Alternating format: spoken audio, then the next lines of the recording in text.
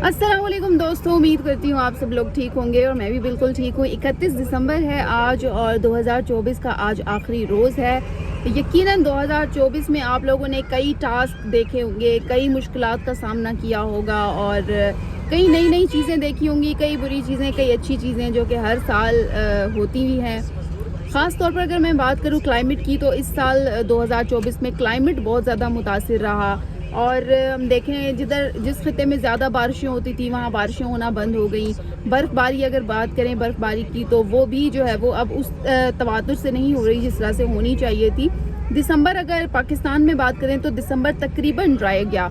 2024 में जब मैं बाकू गई तो बाकू का थोड़ा सा वेदर मुझे बेहतर लगा। उसके साथ साथ अगर दीगर ममालिक की बात करें, अब बाकू में जो कॉप कॉन्फ्रेंस हुई थी उसमें तकरीबन 200 मुल्कों ने शिरकत की और अपने अपने जो वेदर थे उनके हवाले से बताया। तो ख़ास तौर पर अगर काज़किस्तान की बात करें, अगर इजिप्ट की बात करें, अगर इंडिया की बात करें, तो इन तमाम खितों में मौसमियाती तब्दीलियाँ इस तरह से अटैक हुई हैं कि बारिशें तकरीबन ना होने के बराबर हैं और जब बारिश होती है तो वो सैलाब का जो ख़तरा है वो लेकर आती है। तो ये साल मौसमों के लिहाज से तो बिल्कुल भी अच्छा नहीं रहा, लेकिन एक पॉजिटिव बात ये थी कि COP29 हुई और उसमें अर्बन फ्लडिंग के हवाले से बात की गई और फाइनेंसिंग के हवाले से बात की गई, किस तरह से इन फ्लड को कंट्रोल किया जा सके और पूरी दुनिया में किस तरह से तब्दीलियाँ लाई जा सके। तो COP29 इस हवाले से की गई और क्लाइमेट को बेहतर करने के लिए उसमें कई इनिशिएटिव भी लिए गए। अभी तक जो है वो नज़र तो नहीं आ रहा कि COP के बाद किसने क्या इकदाम किए, लेकिन मुझे उम्मीद है कि जो नया आने वाला साल है 2025,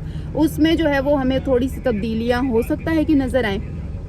अब ये तो हो गई वेदर की बात। दूसरा अगर बात करें हम लोग डिफरेंट मुल्कों की, तो मुल्कों के जो ताल्लुकात थे उसमें हमने भी काफ़ी उतार चढ़ाव देखा। ख़ास तौर पर अगर फ़लस्तीन में देखें तो जंग रही। इसके अलावा फ़लस्तीन से जो जंग थी वो बढ़ती हुई लबनान तक चली गई, लबनान से फिर वो यूक्रेन में भी चली गई।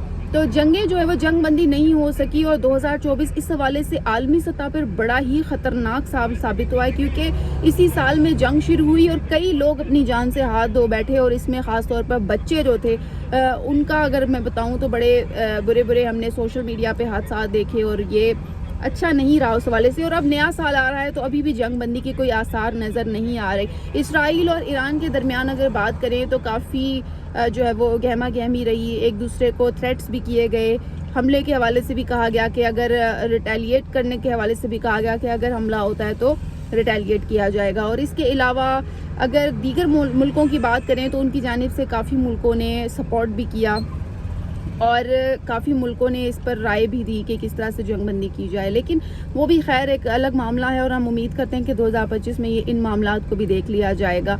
इसके अलावा पाकिस्तान के इंटरनल मैटर्स की अगर बात करें, सियासत की बात करें, तो सियासत में उतार चढ़ाव रहा। अभी भी नून लीग की हुकूमत है, कहा जा रहा था कि ये 3 महीने टिकेगी, लेकिन लग रहा है कि अब ये अपना टेन्योर पूरा करेगी। और अब अगर देखिए दूसरी जो पार्टीज़ हैं, ख़ासतौर पर जो PTI की पार्टी है, वो अभी तक जो है वो उनकी क़यादत जेल के अंदर है। वो 2024 उनके लिए अच्छा नहीं था क्योंकि उनके ऊपर कई मुकदमात दर्ज हुए, कई मुकदमात में रिलीफ मिलने के बाद फिर गिरफ्तारियां हुई और इस तरह से ये सिलसिला अभी जारी है।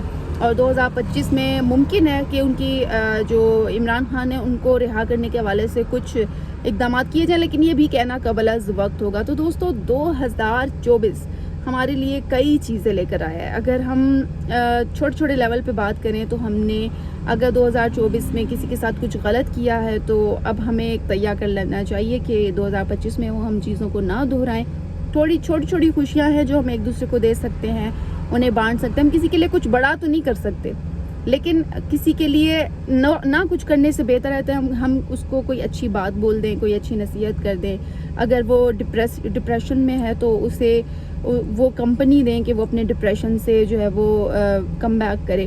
हम एक दूसरे के लिए ज़्यादा से ज़्यादा ये कर सकते हैं, तो एक दूसरे के लिए अच्छा वक्त लाएं और कोशिश करें कि अगर आप किसी के साथ 5 मिनट भी हैं या साल भी हैं तो उसके लिए एक अच्छी याद बनकर जाएं कि कल को कोई आपको याद करे तो वो मुस्कुरा कर कहे। तो ये था 31 दिसंबर में सोचा कि आप लोगों से थोड़ी सी चिट चैट की जाए। और असल में ये आखिरी दिन हर साल का ऐसा होता है जो थोड़ा सा आपको सैड करके जाता है, तो बहुत सारे लोग इसको सैड कहकर भी अलविदा कहते हैं। और यकीनन आज शाम जब आखिरी सूरज होगा तो बहुत सारे लोग सूरज के साथ अपनी सेल्फियां मनाएंगे कि ये सूरज डूब रहा है और ایسا نہیں ہونا چاہیے کہ ڈیجٹ بدلے، صرف 2024 سے 2025 آئے اور پھر آپ اپنے آپ کو نہ بدلیں۔ آپ تیار کریں، 2025 میں خود کو بدلیں گے، اور جو غلطیاں کوتاہیاں 2024 میں ہوئی ہیں وہ آئندہ سال آپ نہیں کریں گے۔ اور خاص طور پہ میں کہوں گی کہ جو ہم میں بہت ساری خراب عادات جو مجھ میں بھی ہیں، مجھ سمیت بہت سارے لوگوں میں بھی ہوں گی، کہ ہم صفائی کا خیال نہیں رکھتے۔ ہم باہر جاتے ہیں تو ہم ریپرز پھینک دیتے ہیں۔ تو ماحول کو صاف ہم نے خود رکھنا ہے، تاکہ یہی ماحول ہمارے لیے ایک اچھا جو انوائرمنٹ ہے، رہنے کی جگہ ہے، وہ پیدا کرے۔ اگر آج کلائمیٹ کی اتنی زیادہ تبدیلیاں آ رہی ہیں، اگر ڈرائی ویدر ہے، اگر بارش نہیں ہو رہی، تو ان سب چیزوں کے قصوروار ہم خود ہیں، کیونکہ ہم ماحول کو صاف رکھنا جانتے ہیں لیکن ہم رکھنا چاہتے نہیں ہیں۔